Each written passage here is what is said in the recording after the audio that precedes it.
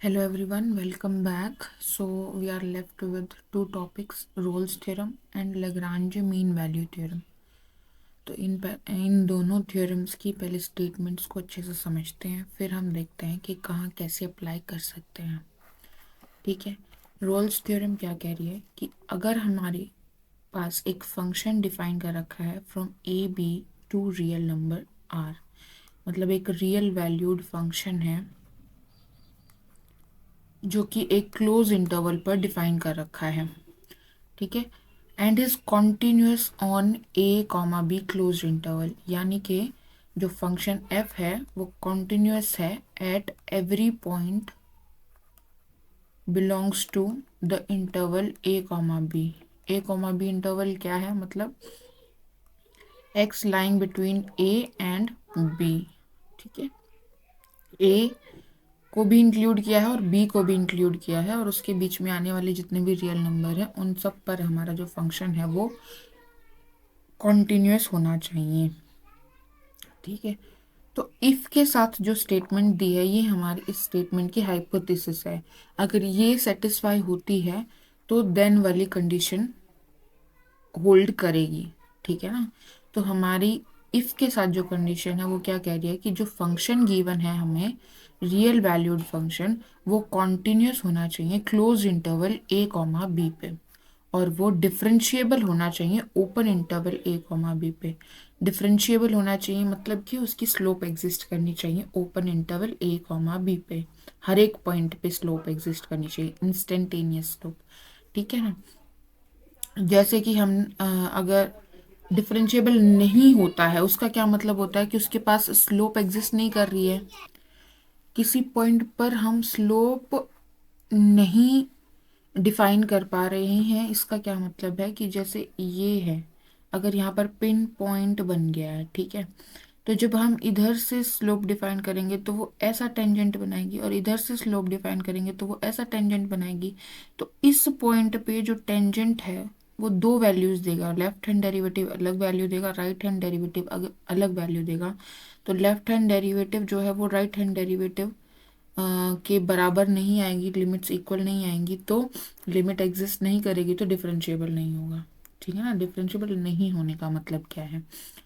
ठीक है, तो स्लोप हम उस एक पॉइंट पर डिफाइन नहीं कर पा रहे होंगे। ठीक है, तो इसमें क्या बोला है कि फर्स्ट कंडीशन है कॉन्टिन्यूस होना चाहिए function close interval A comma B पे, और डिफरेंशिएबल होना चाहिए open interval A comma B पे। मतलब अ, अगर हमारे पास यहाँ पर ए है और यहाँ पर बी है तो इसके बीच में जो ग्राफ है वो कॉन्टिन्यूस होना चाहिए, वो ऐसे जा रहा होगा। ठीक है, पूरा ए कॉमा भी उसके डोमेन में है तो हर एक पॉइंट पे वो कुछ ना कुछ तो वैल्यू ले ही रहा होगा। ऐसे जा सकता है, या फिर सिर्फ ऐसे जा सकता है, या फिर ऐसे जा सकता है, या सिर्फ ऐसे जा सकता है। ठीक है, तो एनी शेप, क्या क्या कंडीशन है कि वो कॉन्टिन्यूस होना चाहिए, बीच में ब्रेक नहीं होना चाहिए, जैसे कि ऐसा नहीं होगा। ठीक है, या फिर ऐसा नहीं होगा। ठीक है, तो यहाँ से क्या हो जाएगी, हमारी कॉन्टिन्यूटी ब्रेक हो जाएगी। तो कॉन्टिन्यूस का मतलब क्या है कि वो बिना पेन उठाए हम ए पॉइंट से बी पॉइंट पर पहुंच जाएं, ऐसा।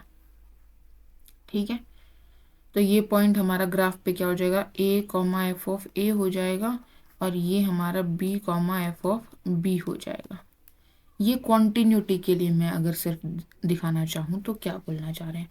डिफरेंशिएबिलिटी के लिए क्या हो गया कि डिफरेंशिएबल है, यानी कि सारे पॉइंट्स पर स्लोप भी एग्जिस्ट करेगी। मतलब इसका जो आप ग्राफ बनाओगे फंक्शन का तो उसमें कोई ऐसा पॉइंट नहीं बनना चाहिए, पिन पॉइंट नहीं बनना चाहिए, मतलब ऐसा ग्राफ नहीं हो सकता।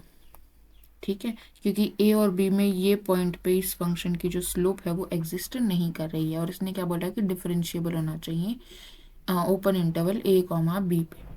ठीक है, तो हम सिंपल सा एक ले लेते हैं ऐसे। ठीक है, क्योंकि नेक्स्ट पॉइंट में इन्होंने बोला कि एफ ऑफ ए और एफ ऑफ बी भी इक्वल होना चाहिए। तो इसमें थर्ड पॉइंट में क्या बोला है कि फंक्शन जो है हमारा ए पॉइंट पे और बी पॉइंट पे सेम वैल्यू ले रहा है। तो सेम वैल्यू ले रहा है। ठीक है, तो ये जो पॉइंट है ये बन गया हमारा a comma F of A, और ये बन गया हमारा b comma F of B. Clear है? अब ये जो फंक्शन हमने बनाया है इसमें कहीं भी हमने पेन नहीं उठाया, तो ये कॉन्टिन्यूस हो गया a कॉमा बी पे, a से b पे सारे पॉइंट्स पे हमने इसकी वैल्यू डिफाइन कर दी है। डिफरेंशिएबल भी हो गया हमारा open interval a comma B पे, क्योंकि इसमें कहीं भी कॉर्नर पॉइंट नहीं है, कॉर्नर नहीं बनाया जहाँ पे हम स्लोप डिफाइन नहीं कर सकते। ठीक है ना, सब जगह हम स्लोप डिफाइन कर सकते हैं। और F of A equals to F of B है, तो हमारी जो हाइपोथेसिस वाली कंडीशंस हैं वो सेटिस्फाई हो रही हैं। तो ये जो ग्राफ बना है जिस फंक्शन का, उस फंक्शन पे हमारी रोल्स थ्योरम एप्लीकेबल है। ठीक है, अब रोल्स थ्योरम क्या कहती है ऐसे फंक्शन के बारे में कि एक पॉइंट सी एग्जिस्ट करेगा from open interval A comma B, यानी इन दोनों के बीच में कोई एक पॉइंट सी होगा such that F dash C is zero, F dash C is zero, यानी स्लोप होगी जो at point C is zero. Slope is zero यानी क्या, D Y by D X is zero. इसका क्या मतलब है कि हमारा जो टेन थीटा है वो क्या है, ज़ीरो। इसका मतलब क्या है कि थीटा हमारा क्या है, ज़ीरो, यानी कि वो पैरेलल टू एक्स एक्सिस होगी। समझ पा रहे हो ये बात आप, कि हमारा सी पॉइंट पे जो स्लोप होगी वो पैरेलल टू एक्स एक्सिस होगी। और यहाँ पर क्या बोला, देयर एग्जिस्ट, तो ये सिर्फ एक पॉइंट की एग्जिस्टेंस दे रहा है कि एक पॉइंट तो एग्जिस्ट करेगा ही। ठीक है, एक से ज्यादा भी कर सकते हैं लेकिन एक हमेशा करेगा अगर इन तीनों कंडीशंस को हमारा फंक्शन सेटिस्फाई कर रहा है तो। ठीक है, तो यहाँ पर हमें क्या चाहिए, parallel to X axis slope चाहिए। तो बताइए इस पॉइंट पे जो टिप है इसकी, उस पे जब आप स्लोप निकालोगे तो पैरेलल टू एक्स एक्सिस आएगी या नहीं आएगी, इसका टेंजेंट जो होगा। ठीक है, क्लियर है, देख पा रहे हैं? अब इसकी बजाय अगर मैं ग्राफ ऐसे बनाऊं, ए और बी पे हमें सेम वैल्यू रखनी है, क्योंकि थर्ड पॉइंट क्या कह रहा है कि एफ ऑफ ए और एफ ऑफ बी सेम है। तो अगर मैं ऐसे बना दूं तो अभी भी ये फंक्शन हमारा कॉन्टिन्यूस है, ये फंक्शन हमारा डिफरेंशिएबल है। ठीक है, अब बताइए कहाँ, कौन से पॉइंट पे आपकी जो स्लोप है वो पैरेलल टू एक्स एक्सिस है। तो इस पॉइंट पे आप देख पा रहे हो कि पैरेलल टू एक्स एक्सिस है स्लोप, और इस पॉइंट पे भी हमारी पैरेलल टू एक्स एक्सिस है स्लोप। तो इस केस में हमें दो पॉइंट्स मिल गए, C1 एंड C2। ठीक है,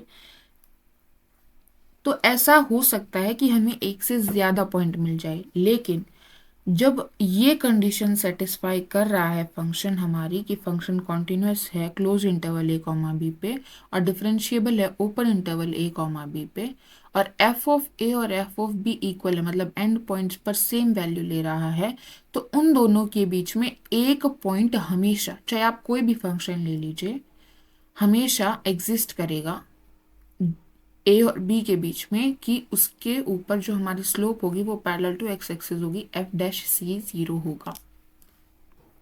ठीक है, अब जब फंक्शन हमारा गिवन कंडीशंस, जो तीन हाइपोथेसिस की कंडीशन है हमारी, उनको सेटिस्फाई कर देता है, तो हम बोलते हैं कि रोल्स थ्योरम इस फंक्शन पर एप्लीकेबल है। और रोल्स थ्योरम अप्लाई करने के बाद हमें रिजल्ट क्या देगी कि ए और बी के बीच में एक पॉइंट सी एग्जिस्ट करेगा सच दैट एफ डैश सी उस पर ज़ीरो होगा। ठीक है, रोल्स थ्योरम और लैग्रांज थ्योरम में क्या डिफरेंस आता है कि यहाँ पर बोला था इस continuous on close interval A comma B, यहाँ पर भी फंक्शन जो है वो कॉन्टिन्यूस होगा close interval A comma B पर। यहाँ पर बोला डिफरेंशिएबल होगा on open interval A comma B, यहाँ पर भी डिफरेंशिएबल होगा on open interval A comma B. Rolle's ने एक कंडीशन और दी थी कि जो एंड पॉइंट्स हैं उन पर फंक्शन सेम वैल्यू ले रहा था। इस कंडीशन को लैग्रांज ने ड्रॉप कर दिया। उसने कहा कि इस कंडीशन को हटा के अगर हम बात करें कि हमारे पास ये कंडीशन नहीं है कि एंड पॉइंट्स पर फंक्शन सेम वैल्यू ले रहा है, फिर भी वो कह रहा है कि एक सी एग्जिस्ट करेगा सच दैट जो स्लोप होगी सी ई पे जो स्लोप होगी वो किसके बराबर होगी, F B minus F A upon B minus A. अब इसको कैसे देख सकते हैं ग्राफिकली, देखो ये हमारा ए पॉइंट है, ये हमारा बी पॉइंट है, ठीक है, इस पे हमारा फंक्शन डिफाइन है। अब यहाँ पर हमारे पास रेस्ट्रिक्शन नहीं है कि ए और बी पे हमारा फंक्शन सेम वैल्यू ले रहा है, तो कुछ भी वैल्यू ले सकता है। हम इसको ऐसे बना देते हैं, ठीक है, ये हमारा A comma F of A है और ये हमारा B comma F of B है। फंक्शन कॉन्टिन्यूस है, हाँ है। फंक्शन डिफरेंशिएबल है, जी हाँ है। तो यहाँ से हमारे पास ये जो लैग्रांज मीन वैल्यू थ्योरम है ये अप्लाई हो सकती है, अप्लाई की जा सकती है, एप्लीकेबल है, ठीक है। तो आपके एक्सरसाइज क्वेश्चन में काफ़ी क्वेश्चन ऐसे हैं कि आपको ये सेटिस्फाई करना है या ये वेरीफाई करना है या एग्जामिन करना है कि ये फंक्शन जो है इस पर हम लैग्रांज मीन वैल्यू थ्योरम या रोल्स थ्योरम अप्लाई कर सकते हैं या नहीं कर सकते, वो एप्लीकेबल है या नहीं है। तो उसके लिए आपको जो इनकी रिस्पेक्टिव जो हाइपोथेसिस है, जो कंडीशंस गिवन है, जैसे कि रोल्स थ्योरम में continuity, differentiability and the same values at the end point, ये चेक करनी है। और लैग्रांज मीन वैल्यू थ्योरम में आपको continuity on this interval, differentiability on open interval check करनी है, ठीक है। एप्लीकेबिलिटी के लिए क्या चेक करना है ये आपको पता चल गया, ठीक है। अब इसको हम समझते हैं कि देयर एग्जिस्ट सी, कि ए और बी के बीच में हमें एक सी मिलेगा सच दैट सी की जो स्लोप होगी वो क्या होगी, F of B minus F of A upon B minus A. तो एफ ऑफ ए पॉइंट ये है राइट, और एफ ऑफ बी पॉइंट ये है। तो अगर मैं इनको एक्सटेंड करूं और इसको मैं नीचे लेके आऊं तो ये क्या है, ये है बी माइनस ए, करेक्ट है। ये क्या है, ये है F of B minus F of A, correct है। और ये क्या है, ये हो जाएगी हमारा स्लोप, ये हमारी लाइन हो जाएगी, ठीक है, जिसकी स्लोप हमारे पास क्या हो जाएगी, F of B minus F of A upon B minus A, ठीक है। क्योंकि यहाँ पर थीटा आ जाएगा और टेन थीटा हम निकाल रहे हैं परपेंडिकुलर बाय बेस, ठीक है। तो इस लाइन की जो स्लोप होगी वो होगी F of B minus F of A upon B minus A. तो लैग्रांज मीन वैल्यू थ्योरम क्या कह रही है कि इस लाइन के पैरेलल स्लोप रखेगा कोई पॉइंट, ऐसा सी मुझे मिल जाएगा। तो इस लाइन के पैरेलल इस पॉइंट पे देखो क्या स्लोप जो आएगी वो इसके पैरेलल आ रही है, तो ये पॉइंट सी हमें मिल गया सच दैट एफ डैश सी जो है स्लोप एट पॉइंट सी जो है वो यही आ रही है, इसके बराबर आ रही है, इस लाइन के इक्वल ही आ रही है, ठीक है। यहां पर भी आप एक पॉइंट देख सकते हो, ठीक है। तो ये हमारा दूसरा पॉइंट मिल गया, ठीक है। तो जो पॉइंट वहां पर था, जो रोल्स थ्योरम था उसने क्या कहा था कि ए और बी सेम वैल्यू ले रहे हैं, तो ए और बी को ज्वाइन करने वाली लाइन जो थी वो पैरेलल टू एक्स एक्सिस ही थी, ठीक है ना। और फिर हम क्या बोल रहे थे कि एक सी एग्जिस्ट कर रहा था सच दैट उसके ऊपर जो स्लोप आ रही थी हमारी वो पैरेलल टू एक्स एक्सिस आ रही थी, एफ डैश सी जीरो बन रहा था, तो वो इसी के तो पैरेलल आ रही थी ना बेसिकली। तो इसने क्या किया, लैग्रांज मीन वैल्यू थ्योरम ने ये जो कंडीशन थी इक्वल वाली इसको ड्रॉप कर दिया, इसने directly F of B minus F of A by B minus A करके ये स्लोप निकाली, ये स्लोप निकाली इस लाइन की ज्वाइनिंग दीज पॉइंट्स, इस लाइन की स्लोप निकाल दी। और फिर क्या कहा कि इसके पैरेलल स्लोप रखने वाला एक पॉइंट हमें मिल जाएगा सी बिटवीन ए एंड बी, ठीक है। समझ पा रहे हो आप ग्राफिकली इस चीज को, ओके। तो ये हो गया हमारा लैग्रांज मीन वैल्यू थ्योरम, तो थोड़ा जनरलाइज्ड हो गया रूल्स थ्योरम का, ठीक है, ओके। अब ऐसा हो सकता है कि कई जगह पे हमें लैग्रांज मीन वैल्यू थ्योरम हम लगा पाएं और रोल्स थ्योरम ना लगा पाएं, क्योंकि रोल्स थ्योरम में एक एडिशनल कंडीशन है हमारे पास कि एंड पॉइंट्स पर जो वैल्यू है फंक्शन की वो सेम होनी चाहिए, क्लियर है। नेक्स्ट जो है वो हम कुछ क्वेश्चन सॉल्व करेंगे, एक्सरसाइज के क्वेश्चंस हैं हम, ठीक है, वन बाय वन करके सॉल्व करते हैं। तो फर्स्ट क्वेश्चन हमारा क्या कह रहा है कि हमें x under the root 1 plus Y under the root 1 plus X is equals to 0 given है, और हमें ये प्रूव करना है कि dy बाई डी एक्स की वैल्यू -1/1 प्लस एक्स का होल स्क्वायर आएगी। ठीक है, तो जो हमें गिवन है वो हम लेके चलते हैं। हमें क्या गिवन है कि x under the root 1 plus Y under the root 1 plus X is equals to 0। तो हम एक को दूसरी तरफ ले जाएंगे, तो यहाँ से हमारे पास आ जाएगा -y under the root 1 plus X, दोनों तरफ स्क्वायर कर देंगे तो X square 1 plus Y is equals to Y square 1 plus X, squaring both side. ठीक है, मल्टीप्लाई करेंगे अंदर तो ये हो जाएगा एक्स स्क्वायर, ये हो जाएगा एक्स स्क्वायर वाई, ये हो जाएगा वाई स्क्वायर, ये हो जाएगा वाई स्क्वायर एक्स। यहाँ पे X square minus Y square एक तरफ आ जाएगा, यहाँ से अगर हम दूसरी तरफ लेके जाएंगे तो Y square X minus x square Y हो गया। यहाँ पर हम A square minus B square को X plus Y into x minus Y लिख सकते हैं। ठीक है, यहाँ से हम माइनस एक्स वाई अगर कॉमन ले लें तो अंदर क्या बचेगा, यहाँ से x बच जाएगा और यहाँ से माइनस वाई, करेक्ट है। तो एक्स माइनस वाई दोनों तरफ से कैंसिल हो जाएगा। x y के बराबर नहीं हो सकता है, क्योंकि x अगर y के बराबर हो गया तो हमारा यहाँ से क्या आ जाएगा 2x under the root 1 plus X is equals to 0। यहाँ से हमारे पास क्या आ जाएगा कि X square 1 plus X is equals to 0। तो यहाँ से x 0 और या फिर और x इज इक्वल्स टू -1 आ जाएगा। तो -1 के बराबर तो हो नहीं सकता, तो x 0 हो जाएगा। ठीक है, तो ये x 0 हो गया तो ये 0 0 बन जाएगा। ठीक है, तो हम क्या बोल रहे हैं कि x और y दोनों क्या होंगे, डिफरेंट वैल्यू रखेंगे। ठीक है, तो यहाँ से हम x माइनस वाई को दोनों तरफ से कैंसिल कर देंगे, तो हमारे पास आ जाएगा x plus Y is equals to minus x Y. अब इसको इस तरफ ले जाएंगे तो यहाँ से आ जाएगा हमारे पास minus x minus 1 y is equals to x. यहाँ से आ गया x अपॉन माइनस ऊपर रख लेते हैं 1 plus X is equals to Y. तो y का डेरिवेटिव निकालेंगे, मतलब अब करेंगे हम differentiate with respect to x। तो इधर डिफरेंशिएट करेंगे हम कोशेंट रूल लगा के, तो यहाँ पर नीचे वाले का स्क्वायर हो जाएगा, फिर नीचे वाला हम ऊपर एज इट इज़ रखेंगे, ऊपर वाले का डेरिवेटिव माइनस माइनस ऊपर वाला एज इट इज़ रखेंगे और नीचे वाले का डेरिवेटिव 1 हो जाएगा। तो ऊपर आ गया -1 माइनस एक्स प्लस एक्स, तो यहाँ से ये कैंसिल हो जाएगा और ये बन गया।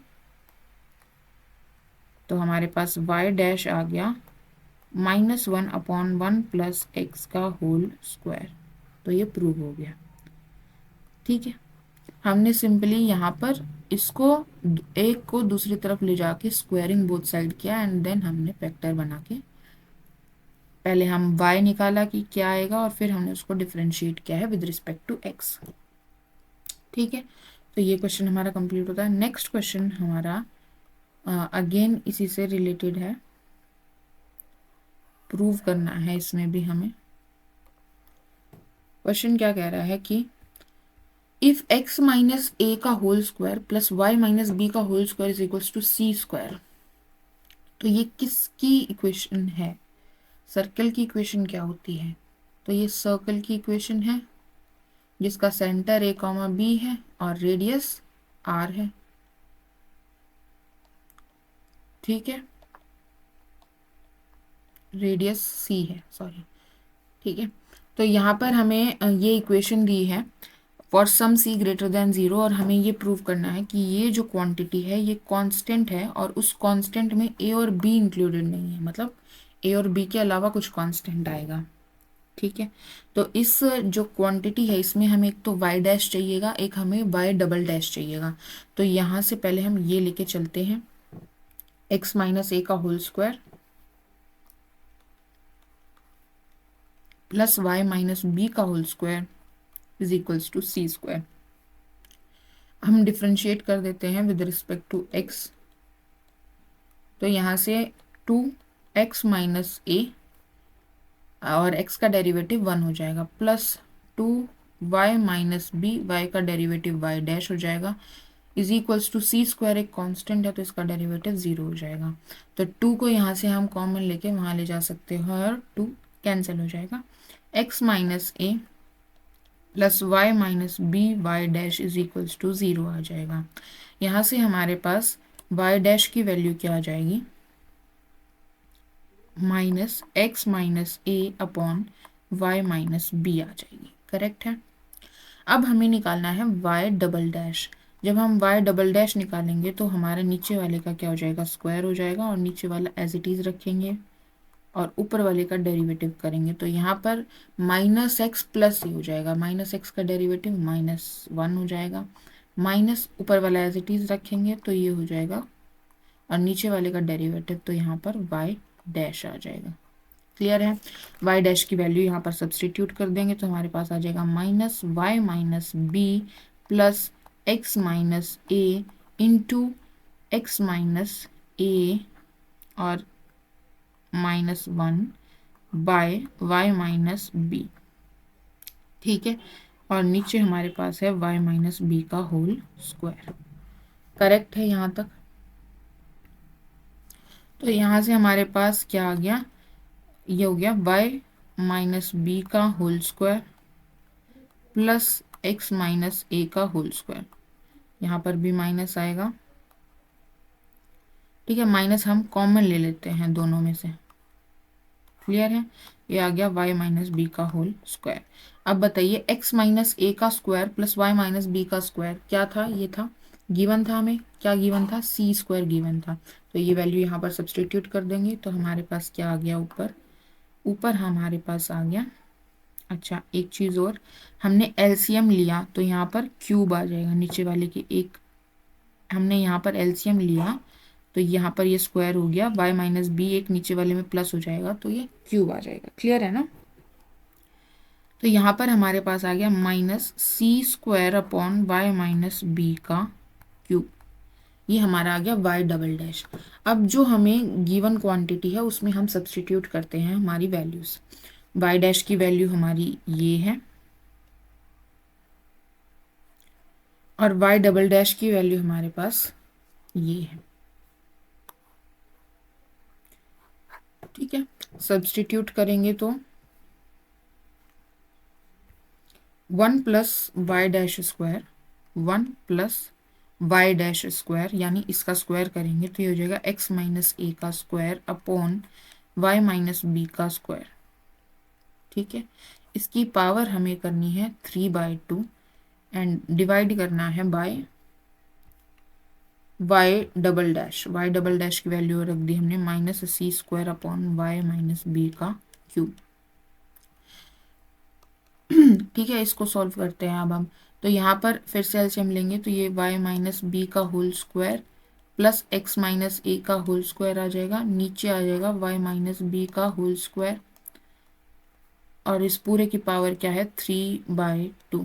तो अब यहाँ पर y माइनस बी का होल स्क्वायर और x माइनस ए का होल स्क्वायर अगेन सब्सटीट्यूट करेंगे। क्या सब्सटीट्यूट कर सकते हैं, इसकी जगह पर सी स्क्वायर सब्सटीट्यूट कर सकते हैं। ठीक है, तो यहाँ पर आ जाएगा सी स्क्वायर, इसके बाय में हमारे पास है minus C square upon Y minus B का क्यूब।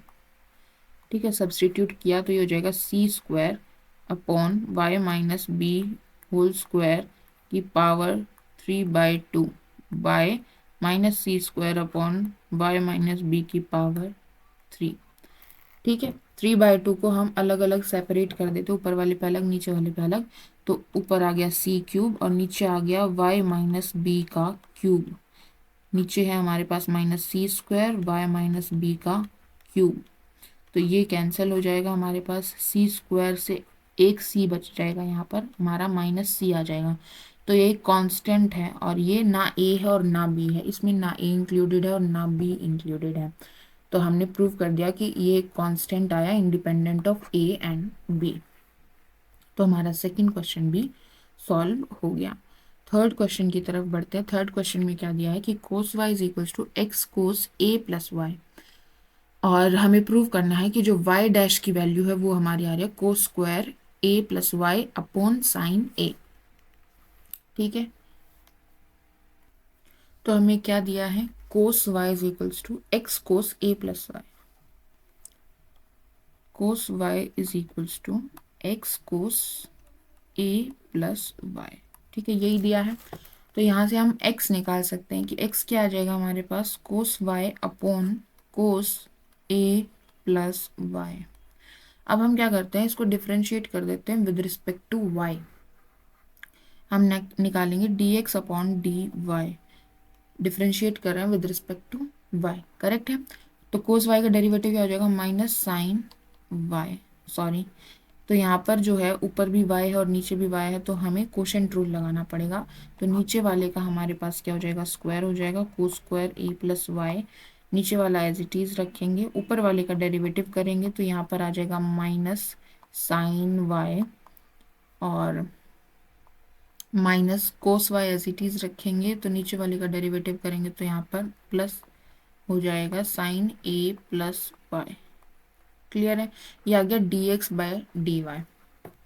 जब ऊपर वाले को आप देख रहे हो तो क्या बन रहा है, साइन a की वैल्यू हमने ली a प्लस वाई और b की वैल्यू हमने ली y। ठीक है, तो sine a cos b minus cos a sine b क्या बन गया, साइन a माइनस b। तो यहाँ से हो गया a plus Y minus Y by cos square a plus Y. ठीक है, ये हो गया dx अपॉन dy। तो यहाँ से y कैंसिल हो जाएगा, हमारे पास आ गया sine a upon cos square a plus Y. ठीक है, ये आ गया हमारे पास dx अपॉन dy। हमें क्या चाहिए था, dy अपॉन dx, तो इसका उल्टा कर देंगे। ये dy अपॉन dx जब हम निकालेंगे तो हमारे पास क्या आ जाएगा, cos square a plus Y upon sine a। ठीक है, यही प्रूव करना था। ओके, नेक्स्ट क्वेश्चन पे चलते हैं। नेक्स्ट क्वेश्चन हमारा क्या कह रहा है कि using the fact that sine a plus B is equal to sine a cos b, जो आइडेंटिटी अभी हमने यूज की, sine a cos b plus cos a sine b, and differentiation obtain the sum formula for cosine. Cosine के लिए obtain करना है, मतलब कि कोस a प्लस b जो होता है, जो हम फार्मूला याद करते आ रहे हैं, जो कि है cos a cos b minus sine a sine b, ये फॉर्मूला ऑब्टेन करना है हमें यूजिंग दिस एंड डिफरेंशिएशन। ठीक है, तो कैसे करेंगे, हमारे पास गिवन है साइन a प्लस बी का formula, sine a plus B. तो यहाँ पर हमारे पास दो वेरिएबल है, a भी वेरिएबल है, b भी एक वेरिएबल है, दोनों इंडिपेंडेंट वेरिएबल है। ये किसके बराबर होता है, sine a cos b plus cos a sine b, यही होता है। जब हमारे पास दो वेरिएबल होते हैं तो हम जब एक वेरिएबल के कॉरस्पॉन्डिंग डिफरेंशिएट करते हैं तो दूसरे वेरिएबल को एज कांस्टेंट ट्रीट करते हैं। ठीक है, तो अगर मैं इसमें मेरे पास दो वेरिएबल है ए और बी, दोनों वेरिएबल है, कुछ भी वैल्यू हो सकती है, अननोन है, ठीक है ना। तो जब मैं इसको डिफरेंशिएट करूंगी विद रिस्पेक्ट टू ए, तो अगर मैं ए के रिस्पेक्ट में डिफरेंशिएट कर रही हूँ तो B as a constant treat होगा, मतलब बी एक कांस्टेंट की तरह ट्रीट होगा। बी को आप वेरिएबल नहीं मानोगे डिफरेंशिएट करते वक्त। तो जैसे किसी कांस्टेंट का डेरिवेटिव करते हो आप जो कि जीरो आता है, वैसे ही बी का डेरिवेटिव भी जब आप डिफरेंशिएट करोगे with respect to A zero आएगा। ठीक है, जब हमारे पास दो वेरिएबल हैं और हम एक के रिस्पेक्ट में डेरिवेटिव कर रहे हैं तो दूसरे वाले को हम एज अ कांस्टेंट ट्रीट करते हैं। ठीक है, ये बात ध्यान रखिएगा। साइन ए प्लस बी का डेरिवेटिव करना है विद रिस्पेक्ट टू ए, क्या आएगा, साइन ए का क्या होता है, कोस ए प्लस बी, और ए प्लस बी में ए का डेरिवेटिव विद रिस्पेक्ट टू ए 1 हो जाएगा और बी का डेरिवेटिव विद रिस्पेक्ट टू ए 0 हो जाएगा। क्लियर है, साइन, अच्छा यहाँ पर b as a constant treat करें तो कोस b एक कांस्टेंट वैल्यू हो गई। ठीक है, तो cos b as it is रहेगा। साइन ए का derivative with respect to A क्या हो जाएगा, कोस ए। ठीक है, प्लस यहाँ पर भी B as a constant treat कर रहे हैं तो साइन बी एक कांस्टेंट नंबर देगा।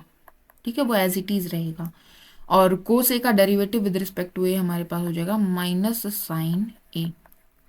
तो यहाँ से हमारे पास क्या आ गया, कोस बी कोस ए माइनस साइन ए साइन बी। ठीक है, यही आइडेंटिटी होती है कोस ए प्लस बी की। ऐसे ही अगर आप इसको ए के रिस्पेक्ट में डिफरेंशिएट ना करके साइन बी के रिस्पेक्ट में डिफरेंशिएट करते तो भी आपको ये आइडेंटिटी मिल जाती। ठीक है ना। तो इसमें मेन चीज़ जो थी वो ये थी कि अगर हमारे पास दो वेरिएबल हैं और हम एक वेरिएबल के रिस्पेक्ट में डिफरेंशिएट कर रहे हैं तो दूसरे वेरिएबल को एज अ कांस्टेंट ट्रीट करते हैं। ठीक है, आई होप ये क्लियर होगी। आगे बढ़ते हैं। नेक्स्ट क्वेश्चन है हमारा related to second order derivatives and all. ठीक है, इसमें क्या दिया है कि y is equals to E A cos inverse E raise to power A cos inverse X. हमें शो करना है कि 1 माइनस एक्स का स्क्वायर y का double derivative second order derivative, मतलब हमें y dy by D X निकालना है। फिर अगेन हमें इसका डेरिवेटिव करना है विद रिस्पेक्ट टू x, मतलब हमें D square Y upon D X square निकालना है। ठीक है, तो इस तरह के क्वेश्चंस में मैंने आपको पिछली वीडियो में भी बताया था कि दो तरीके से करते हैं। या तो हम पहले y डबल डैश निकाल लें, y डैश निकाल लें और फिर y हमें पता है, इसमें सब्सटीट्यूट करेंगे सारी वैल्यूज़ लेफ्ट हैंड साइड में और फिर हम देखेंगे वो ज़ीरो आ रही है या नहीं आ रही है। दूसरा तरीका क्या है कि हम साथ साथ जब y डैश हमने निकाला तो हम उसमें कुछ सब्सटीट्यूशन यूज़ कर दे रहे हैं ताकि हम जब y डबल डैश निकाले तो हमारा जो सोल्यूशन आए, जो इक्वेशन बने, वो बेसिकली y डैश और y की फॉर्म में ही बन जाए। ठीक है ना, सब्सटीट्यूशन यूज़ कर लेते हैं हम साथ के साथ। तो इसमें हम सब्सटीट्यूशन वाला तरीका यूज़ करेंगे। तो हम लेके चलते हैं, हमें क्या दिया है, y is equals to E, हमें दिया है y is equals to E raise to power a cos inverse x। ठीक है, हमें y डैश निकालना है। y डैश निकालेंगे तो यहाँ पर कॉम्पोजिशन फंक्शन जैसे काम करता है वैसे ही काम करेंगे। तो e raise to power x का डेरिवेटिव क्या होता है, e raise to power x as it is, और पावर का डेरिवेटिव अब करना है आपको। तो ए कोस इनवर्स एक्स का डेरिवेटिव क्या होगा, ए एज इट इज रहेगा। कोस इनवर्स एक्स का डेरिवेटिव क्या होता है, minus under the root 1 minus x square, यही होता है। फॉर्मूला आप निकाल सकते, कैसे निकाला था हमने साइन इनवर्स के लिए, कैसे निकाला था, कोस इनवर्स एक्स को हम y रख के चलेंगे, x हमारे पास क्या आ जाएगा, कोस y आ जाएगा। डिफरेंशिएट डेरिवेटिव करेंगे विद रिस्पेक्ट टू x, तो यहाँ पर 1 आ जाएगा। कोस y का डेरिवेटिव क्या होता है, minus sine y dy by D X हो जाएगा। तो यहाँ से dy बाय डी एक्स क्या आ जाएगा, -1 अपॉन साइन y। और साइन y की वैल्यू आप कहाँ से निकाल सकते हो, आइडेंटिटी से। कौन सी आइडेंटिटी से, इससे। ठीक है, यहाँ से क्या हो जाएगा, 1 माइनस कोस स्क्वायर y का रूट, और कोस y की वैल्यू क्या, x, तो यहाँ से आ जाएगा 1 माइनस एक्स स्क्वायर का रूट। ठीक है, और ऊपर माइनस, ये a माइनस आ गया। ठीक है, कैसे निकाला ये समझ आ गया।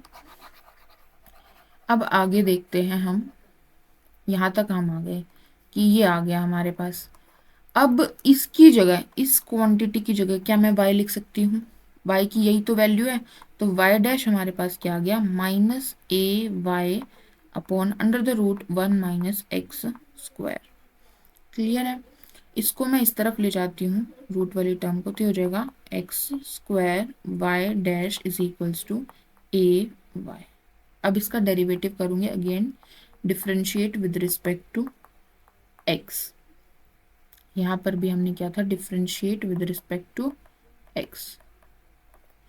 तो यहाँ पर हम डिफ्रेंशिएट करेंगे तो यहाँ पर प्रोडक्ट रूल लगाएंगे, root 1 minus x square as it is. Y dash का डेरिवेटिव करेंगे तो वाई डबल डैश हो जाएगा, plus Y dash as it is, इसका डेरिवेटिव करेंगे तो रूट एक्स का डेरिवेटिव क्या होता है, 1/2 रूट एक्स। ठीक है, और यहाँ पर माइनस एक्स स्क्वायर का डेरिवेटिव क्या हो जाएगा, -2x। क्लियर है, इज इक्वल्स टू, इसमें यहाँ पर -a y डैश। ठीक है, यहाँ तक कोई प्रॉब्लम नहीं होनी चाहिए। अब हम एलसीएम ले लेंगे। एलसीएम जब लेंगे तो हमारे पास ये आ जाएगा 2 1 minus x square y double dash plus, sorry minus कर देते हैं क्योंकि यहाँ पर ये माइनस है, ये पहले 2 से ये 2 कैंसिल कर लेते हैं। ठीक है, अब हमने एलसीएम लिया तो under root 1 minus x square into under root 1 minus x square, तो 1 माइनस एक्स स्क्वायर आ गया वाई डबल डैश माइनस यहाँ पर हमारे पास बच गया एक्स वाई डैश। ठीक है, इज इक्वल्स टू यहाँ पर आ गया हमारे पास A under root 1 minus x square y dash. ठीक है, तो यहाँ से अगर हम देखें तो under root 1 minus x square y dash किसके बराबर आ जाएगा, माइनस ए वाई के बराबर आ जाएगा। तो यहाँ पर मैं इसकी जगह वैल्यू सब्सटीट्यूट कर सकती हूँ, क्या आ जाएगी, माइनस ए वाई। तो यहाँ पर क्या हो गया हमारे पास ए स्क्वायर वाई। जब हम इसको लेफ्ट हैंड साइड में लेके आएंगे तो हमारे पास आ गया minus 1 minus x square minus x y dash minus A square y is equals to 0। क्या हमें यही प्रूव करना था? यहाँ देखो 1 minus x square y double dash minus x y dash minus ए स्क्वायर वाई, तो हमने साथ साथ सब्सटीट्यूशन किया और we reach at this equation. Correct है, क्लियर है? ओके, नेक्स्ट पॉइंट पे चलते हैं। नेक्स्ट क्वेश्चन हमारा क्या कह रहा है कि if f of x is mod x का cube show that f double dash x exist for all real x and find it. ठीक है, तो यहाँ पर जो मॉड्यूलस फंक्शन है उसके बारे में हम थोड़ी चीज़ें जान लेते हैं। मॉड्यूलस फंक्शन अगर हम इन जनरल डिफाइन करते हैं तो x देगा for x greater than 0 and equal to also, और लेस देन 0 के लिए हमारे पास माइनस एक्स वैल्यू देता है। अगर मोड एक्स फंक्शन के बारे में जाने तो वो उसका ग्राफ कैसा दिखेगा, हमें ऐसा दिखेगा, जो कि हमेशा पॉजिटिव वैल्यू लेता है, पॉजिटिव वैल्यू लेता है, यूनियन 0 0 भी लेता है। ठीक है ना, नॉन नेगेटिव बोल सकते हैं, नॉन नेगेटिव वैल्यूज लेता है। तो बताइए कि ये 1 1 है क्या? नहीं, क्योंकि 2 की भी वैल्यू 2 देगा और -2 की वैल्यू भी 2 देगा। ऑन टू है क्या? ठीक है, ऑन टू हम कब कहेंगे, जब हम r से लेके r प्लस यूनियन 0 पे अगर हम डिफाइन कर दो तो हम ऑन टू बोल सकते हैं, लेकिन अगर हम r से r पर डिफाइन करेंगे तो ये ऑन टू नहीं होगा। तो हम इसको ऐसे ही डिफाइन कर लेते हैं, हम ये लेके चल रहे हैं तो ये ऑन टू हो जाएगा। ठीक है, क्लियर है? अब हम और क्या जान चुके हैं फंक्शंस के बारे में? 1 1नेस पढ़ी थी, ऑन टूनेस पढ़ी थी। अब 1 1 नहीं है तो ये बाइजेक्टिव नहीं हो सकता, ये इन्वर्टिबल नहीं हो सकता। अब हमने क्या पढ़ा फंक्शंस के बारे में कि कॉन्टिन्यूस होगा या नहीं होगा। कॉन्टिन्यूटी के लिए क्या चाहिए? स्मूथ होना चाहिए, स्मूथ होना चाहिए, पेन बिना उठाए हमारा काम चल जाए। ठीक है, बेसिकली स्मूथनेस से मेरा जो मतलब है, आगे जाके अब स्मूथनेस की भी डेफिनेशन देखोगे वो अलग होती है। ठीक है, तो यहाँ पर जब बिना पेन उठाए आपका काम चल रहा है तो ये क्या हो गया, कॉन्टिन्यूस कर्व हो जाएगा। बाकी आप क्या कर सकते हो, आप सिंपली लिमिट निकाल के भी देख सकते हो किसी भी पॉइंट पे, left hand limit, right hand limit, और हमारी फंक्शन की वैल्यू एट दैट पॉइंट जो है वो बराबर आएगी। अगर मैं कोई भी सी पॉइंट लेके चल रही हूँ, सी जो है वो लेस देन 0 है, ठीक है, तो हमारी लेफ्ट हैंड लिमिट जब मैं निकालना चाहूंगी, limit x approaches to c minus left hand limit f of x, वो क्या देगा, limit h tends to 0, f of x की वैल्यू यहाँ पर क्या आ जाएगी, मोड एक्स, राइट, और एक्स की जगह पे फिर मैं क्या रखूंगी, सी माइनस एच। ठीक है, तो अगर c खुद ही नेगेटिव वैल्यू है तो c minus H negative value होगी, और ये बाहर क्या देगी हमें, माइनस सी प्लस एच देगी, और लिमिट h टेंड्स टू 0 तो ये क्या वैल्यू देगी, माइनस सी देगी। और यहाँ पर जब c लेस देन 0 हो तो ये भी क्या वैल्यू दे रहा था, माइनस सी दे रहा था। ठीक है ना, ऐसे ही आप राइट हैंड लिमिट निकालोगे वो भी नेगेटिव वैल्यू बनी रहेगी। तो वहां से आप ये देख सकते हो कि ये सभी पॉइंट पर कॉन्टिन्यूस हो जाएगा। 0 के लिए आप कैसे बात करेंगे, 0 के लिए हम बात करेंगे limit x tends to 0 plus, तो हमारा फंक्शन कौन सा काम करेगा, ये वाला काम करेगा, मोड एक्स ही लिखेंगे पहले तो, ठीक है, और 0 प्लस एच रखेंगे तो limit h tends to 0 mod h हो जाएगा। और ये वैल्यू h हमने पॉजिटिव साइड से अप्रोच किया है तो h एक पॉजिटिव वैल्यू होगी, ये क्या देगा h देगा। और लिमिट h टेंड्स टू 0 ये क्या दे देगा 0 दे देगा। ऐसे ही जब हम लेफ्ट हैंड साइड से जाएंगे तो x tends to 0 minus 0 minus तो नेगेटिव वैल्यू हम ले रहे हैं, तो यहाँ पर आप डायरेक्ट, ठीक है, तो मोड x लिखा हमने, फिर हमने लिमिट लगाई h टेंड्स टू 0, यहाँ पर क्या हो जाएगा 0 माइनस एच, ये हो गया। ठीक है, तो अब यहाँ पर h जो है वो एक नेगेटिव वैल्यू है ना, नहीं, ठीक है, 0 को हम अप्रोच कर रहे थे नेगेटिव साइड से, बट h तो एक पॉजिटिव क्वांटिटी थी। क्या कहना चाह रही हूँ मैं यहाँ पर, 0 को हम अप्रोच कर रहे थे नेगेटिव साइड से, लेकिन मैं 0 में से एक पॉजिटिव क्वांटिटी तो माइनस कर रही थी ना, तभी तो हम इसके नेगेटिव लेफ्ट साइड पे रह रहे थे। ठीक है, तो h एक पॉजिटिव क्वांटिटी है, लेकिन माइनस h जो है वो एक नेगेटिव क्वांटिटी है। तो मॉड्यूलस क्या करता है, नेगेटिव क्वांटिटी के लिए माइनस ऑफ दैट नंबर बाहर करेगा, तो ये क्या बाहर करेगा माइनस माइनस ऑफ h, यानी h बाहर करेगा, तो ये क्या आ जाएगा 0 ही देगा। ठीक है ना, क्लियर है ये बात।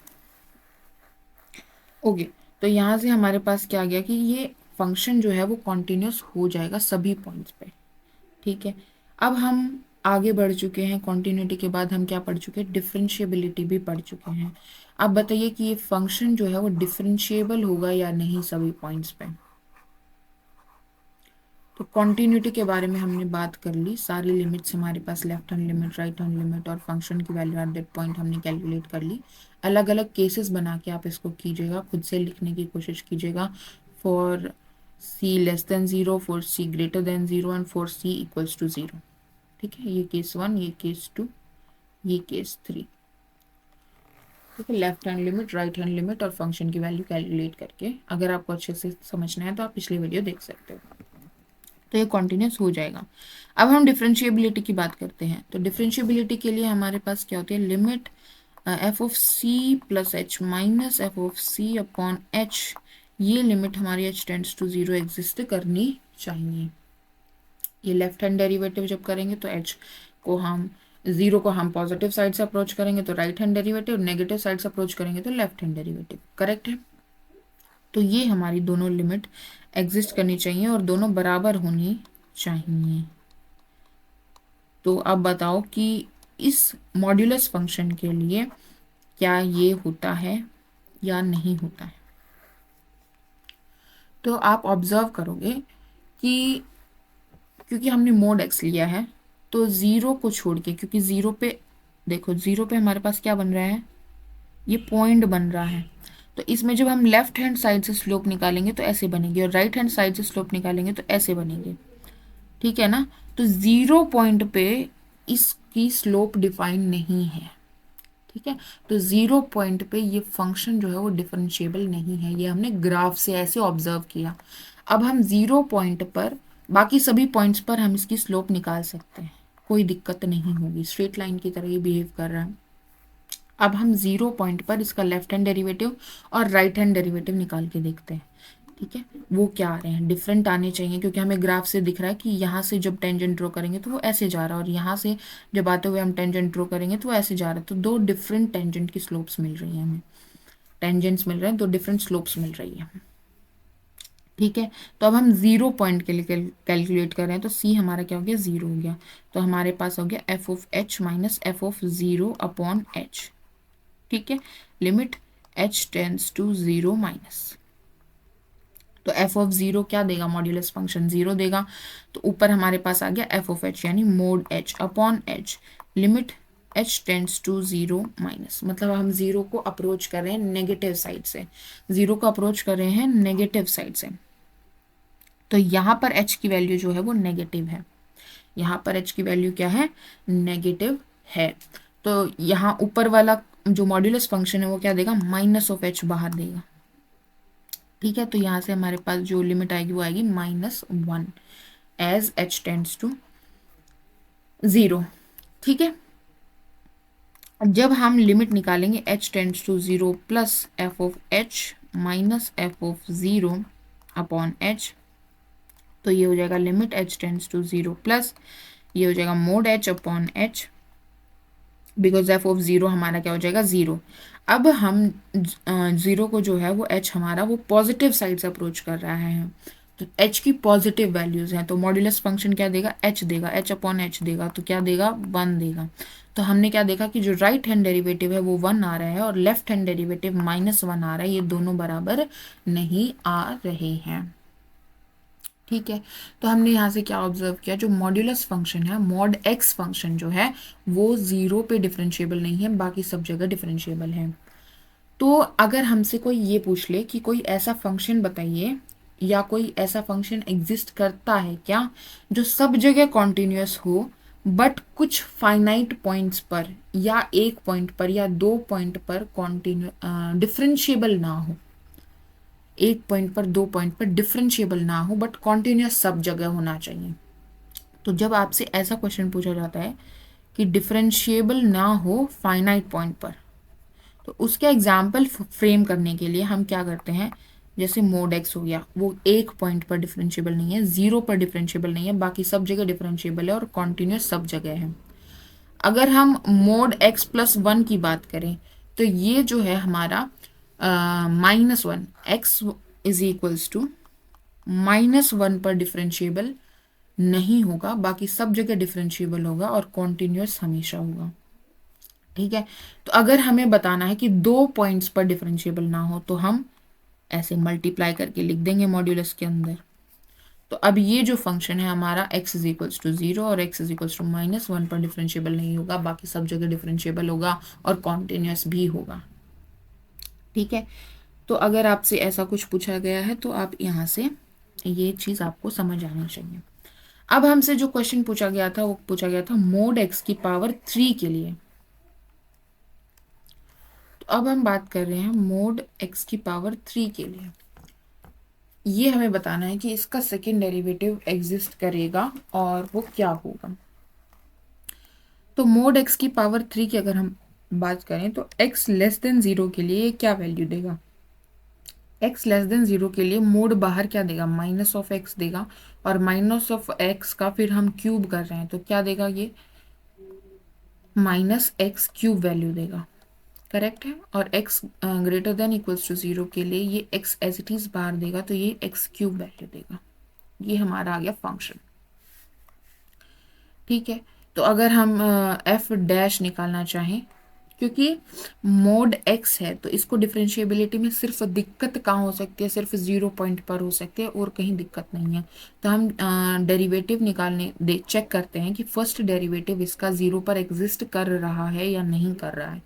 तो उसके लिए हमें क्या चेक करना पड़ेगा, f of h minus F of 0 upon h, यही चेक करना पड़ेगा। Limit h tends to 0 plus and then limit h tends to 0 minus F of h minus F of 0 upon h।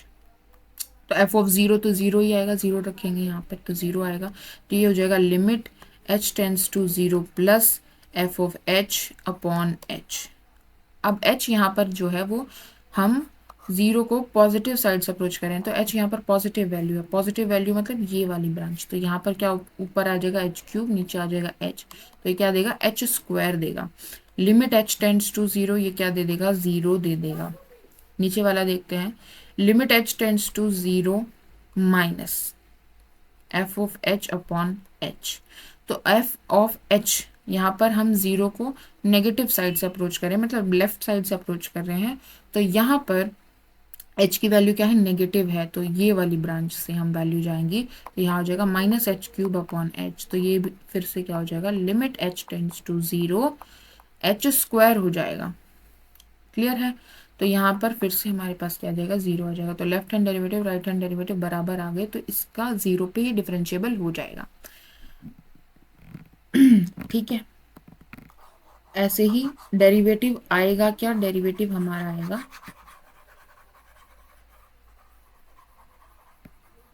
Piece wise function है तो piece wise derivative कर लीजिए आप।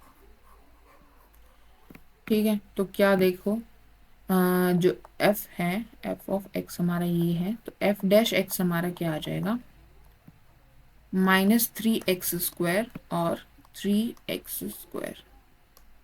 ठीक है, ये हमारा आ जाएगा पीस वाइज डेरिवेटिव। अब f डैश x आ गया हमारे पास, f डबल डैश चेक करना है। तो f डबल डैश चेक करने के लिए आप क्या कर सकते हो,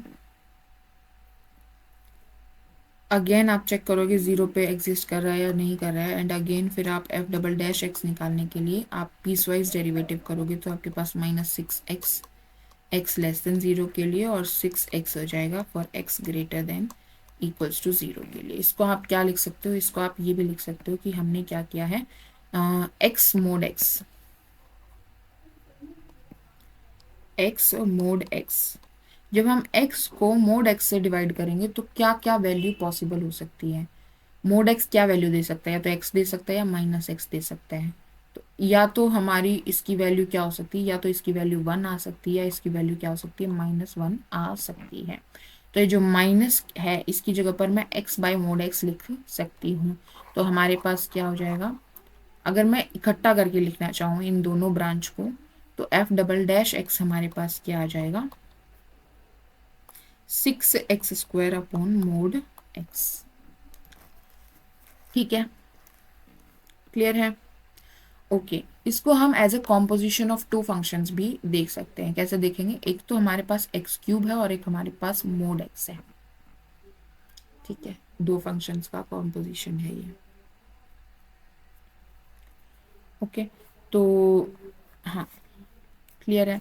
मोड x का डेरिवेटिव जो होता है वो क्या होता है, विद रिस्पेक्ट टू x क्या होता है, x मोड x।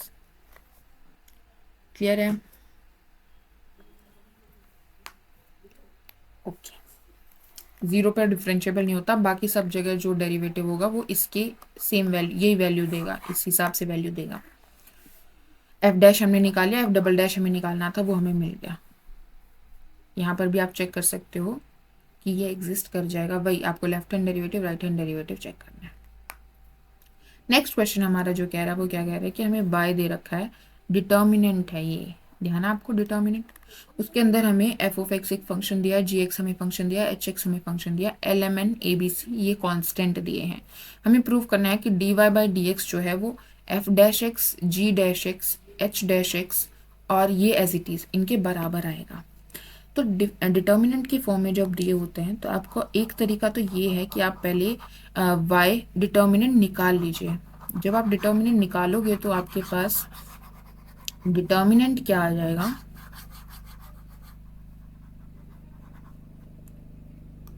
जब आप डिटर्मिनेंट निकालोगे तो डिटर्मिनेंट हमारे पास आ जाएगा f of x into mc minus b N.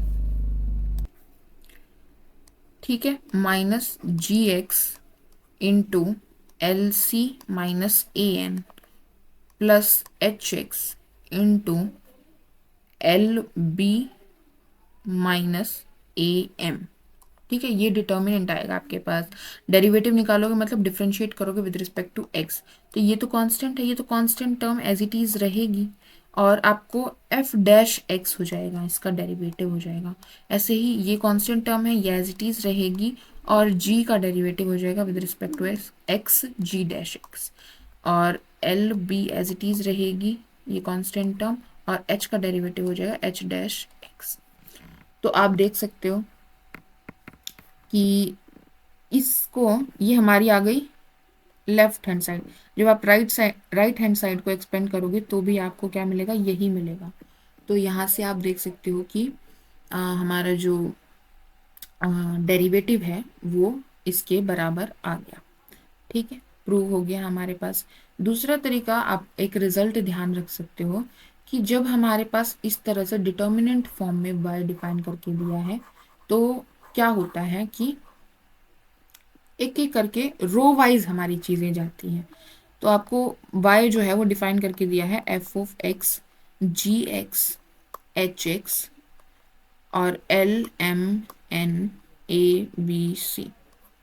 तो जब आप इसका डेरिवेटिव करोगे तो पहले फर्स्ट रो में डेरिवेटिव डिस्ट्रीब्यूट होगा, तो आपका हो जाएगा f dash x g dash x, first row वाले सभी एलिमेंट का डेरिवेटिव हो जाएगा second row third row as it is रखोगे, ठीक है, plus first row as it is रखोगे। अब आप सेकेंड रो का डेरिवेटिव करोगे, तो ये तो क्या है, कांस्टेंट है, तो इनका डेरिवेटिव क्या हो जाएगा, 0 0 0 हो जाएगा, ठीक है।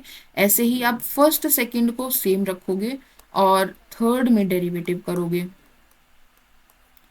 ये l m n as it is और ये 0 0 0 हो जाएगा। तो यहाँ पर क्योंकि l m n a b c constant थे, तो यहाँ पर डेरिवेटिव जब किया तो 0 0 0 आ गया, पूरी एक रो जीरो बन गई, तो इसका डिटर्मिनेंट क्या हो जाएगा, 0 हो जाएगा। और यहाँ पर भी एक रो पूरी जीरो बन गई, तो इसका डिटर्मिनेंट क्या हो जाएगा, 0 हो जाएगा। तो इसलिए हमारे पास जो टर्म बची सिर्फ, वो क्या बची, सिर्फ ये वाली टर्म बची है, ठीक है। तो ये हमारा प्रूव हो जाएगा, ठीक है। शॉर्ट फॉर्म में ऐसे करने के लिए, मतलब शॉर्ट तरीके से करने के लिए आप ये चीज़ ध्यान रख सकते हो कि कैसे डिस्ट्रीब्यूट हो रही है। बाकी आप डिटर्मिनेंट निकाल के भी ये देख सकते हो कि आपकी left hand side right hand side के बराबर आ रही है, ठीक है। लास्ट क्वेश्चन हमारा क्या कह रहा है कि हमें इसका डेरिवेटिव निकालना है विद रिस्पेक्ट टू दिस। तो जो हमने पिछले वीडियो में क्वेश्चंस किए थे उसमें जो x और y थे उनको इन टर्म्स ऑफ t हमें देखा था पैरामीट्रिक फॉर्म में। यहाँ पर हम एक फंक्शन ux हमें दिया है साइन स्क्वायर x, और एक फंक्शन हमें vx दिया है e raise to power cos x। तो यहाँ पर u is a dependent variable और x की टर्म्स में उसको एक्सप्रेस किया गया है, v भी एक डिपेंडेंट वेरिएबल है, उसको भी x की टर्म्स में एक्सप्रेस किया गया है। और हमें क्या करना है, साइन स्क्वायर x को का डेरिवेटिव निकालना है with respect to e raise to power cos x, यानी u का डेरिवेटिव निकालना है विद रिस्पेक्ट टू v, यानी हमें क्या चाहिए, du अपॉन dv चाहिए, ठीक है, du अपॉन dv चाहिए। हम क्या करेंगे, du अपॉन dx निकालेंगे और ये करेंगे dx अपॉन dv निकालेंगे, उनका प्रोडक्ट करेंगे। या फिर हम क्या लिख सकते हैं इसको, du अपॉन dx निकालेंगे बाय dv अपॉन dx निकालेंगे, ठीक है। ये करके आप इसको कैलकुलेट कर सकते हो। तो du अपॉन dx क्या आएगा बताओ, तो u का derivative with respect to x क्या आएगा, यहाँ पर कॉम्पोजिशन लगेगा, ठीक है। तो 2 आगे एक पावर कम हो जाएगा और साइन एक्स का डेरिवेटिव हमारे पास क्या आ जाएगा, कोस एक्स आ जाएगा, क्लियर है। dv अपॉन dx यानी v का derivative with respect to x, यहाँ पर भी कॉम्पोजिशन है e raise to power cos x as it is, cos x का डेरिवेटिव हो जाएगा माइनस साइन x और x का derivative with respect to x is 1। तो यहाँ से साइन x और साइन x हमारा कैंसिल हो गया, हमारे पास आंसर क्या आ गया, 2 cos x upon minus E raise to power cos x, minus को हम ऊपर लिख सकते हैं न्यूमरेटर के साथ, ये हमारा आंसर आ गया, ठीक है। यहाँ पर हमारा जो चैप्टर 5 है वो कंप्लीट होता है और इसके सारे लगभग इम्पोर्टेंट क्वेश्चंस हो गए हैं।